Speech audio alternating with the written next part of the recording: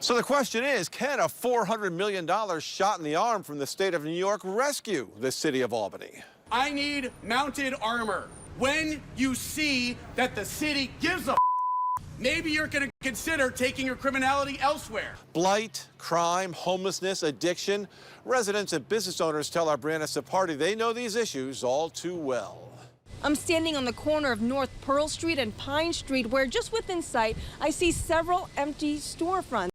They tell a story of struggle for business owners here in Albany, many of them saying that the city isn't making it easy for them to succeed. A lot of our customers say they would never want to come back or do anything other than it being work down here. Albany's business owners say the growing presence of aggressive panhandlers, substance abuse, and untreated mental illness on Albany streets is making people feel unsafe and driving customers away. Frank Scavio, who owns Paison's Pizza on Ontario Street, has captured a number of incidents on camera where the issues on the streets spill into his business. The guy who beat up the handicapped guy was on some kind of drugs.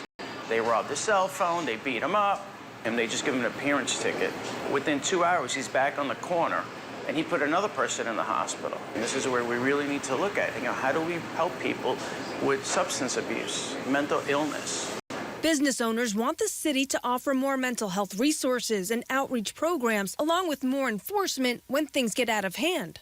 I want to hear about where we're going to put these people so that the burden of caring for our members of the community that don't have a place to live isn't falling on me, the business owner.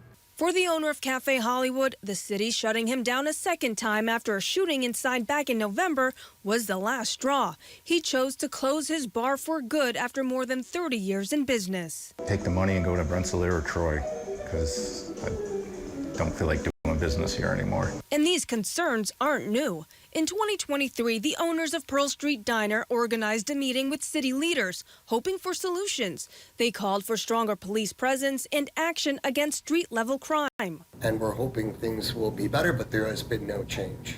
As the state invests $400 million in Albany, including $150 million to renovate the New York State Museum, business owners worry the investments aren't tackling the real issues. If you're not dealing with the fundamental problems in the city of Albany, no one is going to come down to enjoy this new $150 million renovation of the New York State Museum. Lark Street just underwent this massive redevelopment of the street. The idea was to make Lark Street more walkable and pedestrian friendly.